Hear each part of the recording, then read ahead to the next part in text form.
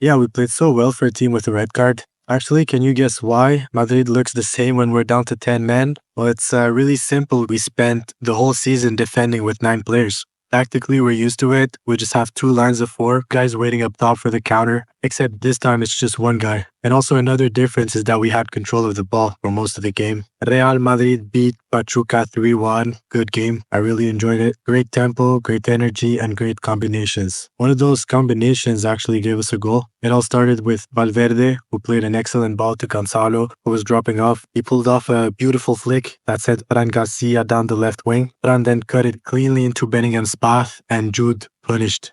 Perfect touches and a cold left foot finish. Gonzalo was very involved, dropping off, connecting with everyone. He had a great first half. So before the red card, our first chance actually came off our press. I explained in my last video the tactic in which we press, but yeah, it was recovered by Tchouaméni. Chris passed to Bellingham, and Vinicius is through on goal. And then, 6 minutes into the game, and within one long ball and a few seconds, we're down to 10 men. Huijsen especially was not well positioned, and I think Barcelona in the same sequence would have made it an easy offside. Raúl Asensio hugs the striker and gets a red card this time. So 2 back-to-back mistakes. It's going to be tough for Asensio to bounce back, but yeah, Tchouaméni or Rudiger will play in that position next game. From that moment on, we adjusted by having a back 4 when the keeper had the ball, with Valverde and Güler forming a double pivot to help with the build-up. Higher up in the pitch, it got a bit more fluid. Trent started inverting into midfield at times to densify the central areas. Okay, so we'll talk about Arda. Excellent game from him. We'll start with the switch of play he did, which almost led to a goal. He's also the type of player you want with the ball in transitions. He played a great pass to Vinny. I loved seeing the third man combinations during the game. There's one moment where Valverde finds Gonzalo again, who drops it off to Bellingham. That's the ideal area for Jude to receive the ball. He usually makes the right decisions there. This time he passed it to Trent, who also had a pretty good game. At some point, his aura pulls 5 defenders towards him, and he summons his inner Beckham to pass it to Gonzalo. The pass was actually so precise it even caught Gonzalo by surprise, and with a flick, you could link with both Fran and Bellingham. Trent also had great chemistry with Güler. There's a sequence where Arda, with his back to the goal and under pressure, plays a beautiful pass to Trent, who evades the pressure and keeps the move alive. And then the second goal was brilliant, and once again involved Trent and Arda. It started with Vinicius, who turned and played a fantastic left foot pass to Trent. Trent then played it one touch into the path of Gonzalo Garcia, and if you played ball, you know how difficult that is. Who then had the composure to lay it off to Güler, and Arda finished with his weak foot with perfect technique. Just a beautiful goal. Everyone was locked in technically, especially Huijsen. Shout out to when Arda sent him a first touch challenge, and Huijsen controlled it perfectly and just started juggling midair like it's nothing. He did a great left foot pass to Fran Garcia to create a dangerous chance for Vinicius, who couldn't convert. Vinny also missed a rainbow flick, by the way. But yeah, all game long, Huijsen was ridiculous. He'd wait for the press and then just beat his marker. And this time he found Gonzalo. And at that moment, it takes courage to go forward, but Gonzalo instead played a weak pass behind Vinicius that killed the momentum. Not everything was perfect. We won a corner that transformed into a 6v4 within seconds. Against a good team, this could have been a goal. It really shows some of the issues we have with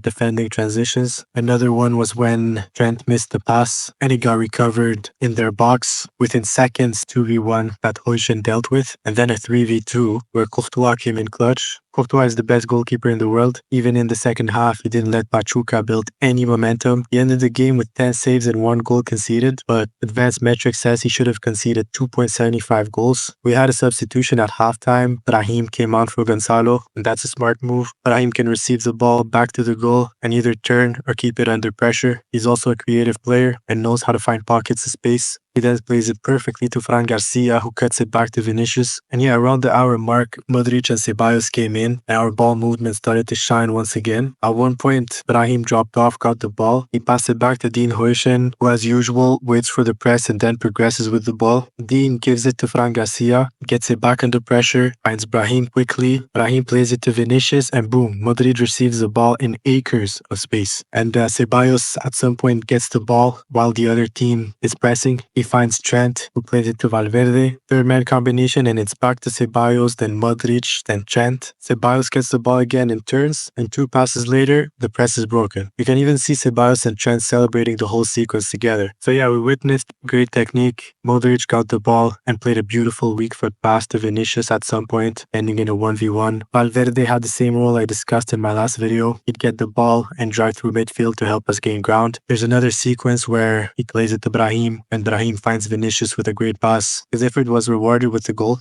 It started with Huijsen once again getting the ball and driving forward. We might have found a Toni Kroos region because he gives Vinicius a perfect pass. Vinicius holds the ball intelligently instead of forcing a 1v1 and just waits for the right moment to play it to Valverde. Valverde then plays it across to Brahim, makes a run into the box, and Brahim plays it right back to the goal. Rudiger came back from injury and played his first few minutes. They actually switched to a back three, and I guess that kind of destabilized us for a little bit. So literally 2 minutes later, Pachuca were able to score a goal off of a Tchouaméni deflection. I honestly wish we would have just moved Tchouaméni to CDM and dropped Valverde as right back when Rudiger came in, but whatever. In the other game, actually, Al Hilal and Salzburg drew, so that means the next game for us is a must-win to finish top of the group. If we do, then the path I predicted in my last video is going to happen. As for my Galáctico of the game, I'll give it to Valverde because he missed a penalty last game and redeemed himself in this one.